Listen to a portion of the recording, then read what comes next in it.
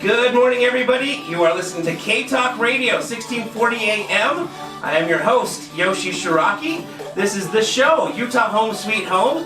And today we have our very special guest, Dakota Worrell.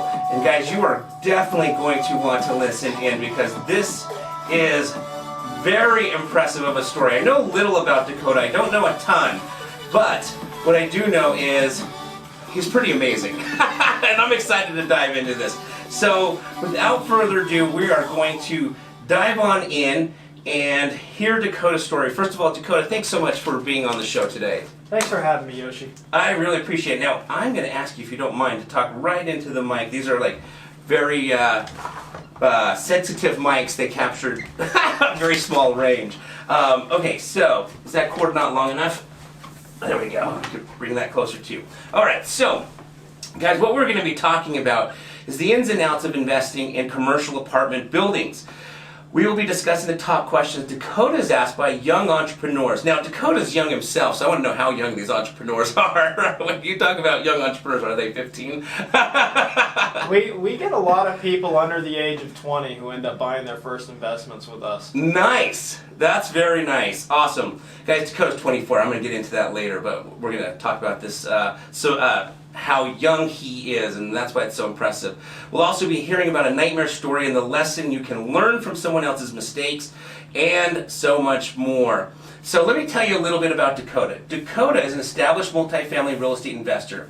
At only 24 years old, he's remodeled over 100 units, currently owns 62 plus highly performing apartments, a master of seller financing. Dakota became a millionaire at the age of 21 and intends to add 40 more doors to his portfolio and retire by 25 at the end of 2020. Dakota is currently serving as the president of SLREA, which stands for the Salt Lake Real Estate Investing Association. You've heard me talk about that before. I sat on the board for 5 years ago. The largest real estate investors association in Utah. Dakota is extremely passionate about helping young entrepreneurs. He has been teaching free real estate investment classes at night and has personally helped 28 other young investors purchase their first investment property. He's currently less than 2 months away from launching DW Education, which he hopes to use to teach young entrepreneurs around the country.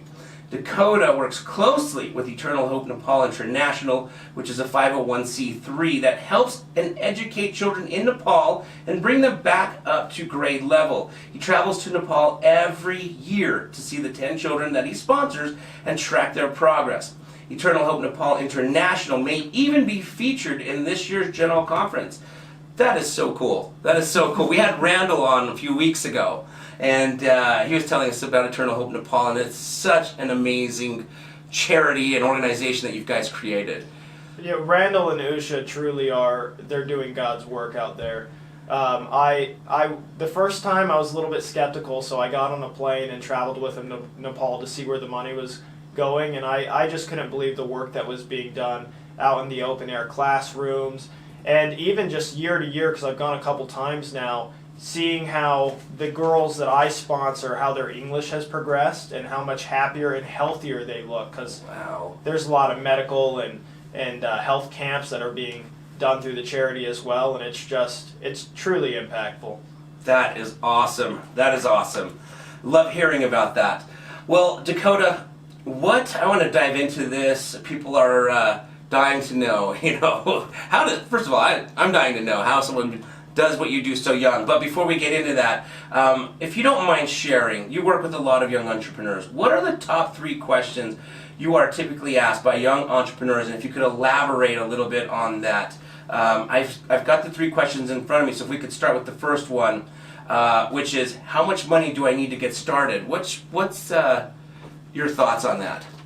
This is literally the first question that we always get asked, and most young entrepreneurs, they want to invest in real estate, but they carry with them the notion that real estate's a wealthy man's game, when it's actually completely the opposite. Most wealthy men were poor when they first started investing in real estate and became wealthy along that journey. Real estate is a hard asset. It's got excellent leverage, and therefore it's actually like one of the lowest barriers of entry of all investment venues, especially for people in my generation I really believe that it's one of the last consistent paths available to us to actually creating wealth at any notable speed.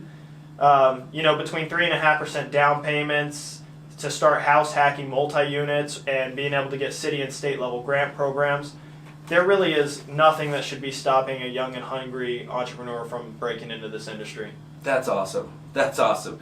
That's very cool that you say that because, yeah, with interest rates so low and the amount that you need down, I mean, you really don't need to be a rich man to get into this game. No, I got quoted at 2.75 6 days ago. That's basically free money. Seriously. I mean, even if I was sitting on $1 billion, I certainly wouldn't be using it at those rates. Yeah, no kidding. No kidding. Awesome. All right, so let's dive into the second question. Somebody comes up to you and says, Dakota, I have a friend who wants to partner with me so that we can buy our first deal together. What do you think? So this is where I'm the dissenting opinion, because there's a lot of people in real estate that really preach the values of partnership to grow, and I'm kind of the one person who doesn't believe in them as much, and especially when you're young. So here's my first point, is I think it's way easier to find money in other deals than it is to find other good friends. Yeah. And so when you find a good friend, I always keep in mind that they say the first ship to sink is always a partnership. Oh, yeah. And especially for young entrepreneurs where the barrier of entry is so low, just a 3.5% down payment. Yep. It makes way more sense just to put your head to the grindstone and save up the money to do it yourself. Not only is your ROI going to be higher, but young investors always undervalue the ability to be mobile. When you have a partner, you can't just sell or leverage the property on a dime if you need to, and that could equate to millions lost in opportunity cost. When you're young and you're getting into business, it's really like you're drinking from a fire hose. Right. The weakest link is never going to be the property. It's going to be the people involved, and especially where you're learning to throw another moving part in there with a partner. I really think that you're asking for trouble, and you can't afford to take the loss, because at the end of the day, attorneys are expensive. Yes, it is expensive. That's for sure. That is for sure. And I've had, when you're young and you're starting out, like whether you're young or old, whether this is your first partnership, you don't know what you don't know, right? And in the beginning, everything seems grand and dandy, but the first hiccup that comes that you didn't know would come, and now you don't know how your partner's going to react to that hiccup, and he doesn't know how you're going to react, and you both react completely different. It could be a complete nightmare early. If you know that you don't know what you don't know, then you're one step ahead. But unfortunately, when we're first starting, especially, I guess I can't speak for everyone, but speaking for myself, I thought I knew a lot more than I really knew. Right. And I think that's more dangerous than anything else. That is so true. Very, very true. Great advice. Okay, let's dive into this next question. What would you say, and this is the question I'm excited about, because 21 years old, that's not normal unless you're LeBron James or someone coming out of college into the NBA. And even NBA players don't get $1 million contract or anything. Some of them get in the 100,000s. But what's the quickest path to becoming a millionaire? As for those of you just tuning in, Dakota did this by the age of 21. So please, Dakota. This is kind of the most annoying question to be asked, and it's one that we just get so frequently, because the second somebody phrases it like that, what's the quickest way for me to become a millionaire, something goes off in my head and I instantly start to question whether that person actually has what it takes to achieve that level of success. And here's why. For people who are motivated by money and status, being an entrepreneur is going to be really difficult and probably not very fun for them. Because the truth is, it means living broke. Why have I been able to kind of shatter records and do this so young? I mean, there's a lot that goes into that. But the truth is that it's because I lived very frugally. Even at times in my career where I was making $90,000 a month, literally for the whole year. Wow.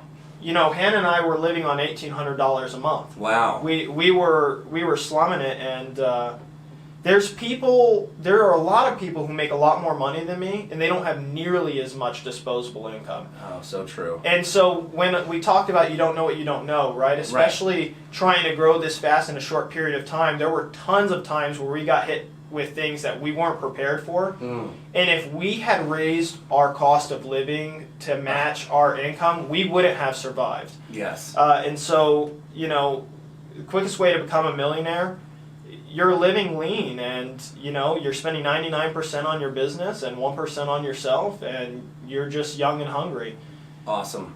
Love it. I love it. Just out of curiosity, how did you understand this mentality and mindset before 21? So, honest answer, Yoshi? Yes. I didn't. You didn't. And here was the major advantage that I had in my career that most people aren't going to have in theirs, and why it's so important that people be wise, right? Right. Because I was always very intelligent, and an intelligent person learns from their mistakes. Sure. A wise man learns from the mistakes of others. Right. So when I started investing in real estate right at the beginning of 2015, the market was going wild, right? You buy a house, 3 months later you made 50 grand. You did nothing. Right. Right? Real estate did not take a lot of skill at that point in time to make money. And of course, so you can imagine 19 to 21-year-old Dakota making 7 figures, letting it go to his head, being very egotistical about it all. But the truth is I was making huge mistakes, right? So I would buy a property, I would lose 30 grand, but over the next 6 months it would appreciate 80,000, right? So it looked like I was making 50 grand, and the truth is that the market was very rapidly paying for all my mistakes. And so I think what I got was basically a 5-year intensive training course where I got to experiment with everything and make mistakes rapidly and not actually lose any money. That's great. And that's I didn't understand, but thankfully I was able to learn in a way that didn't cripple me. Yeah.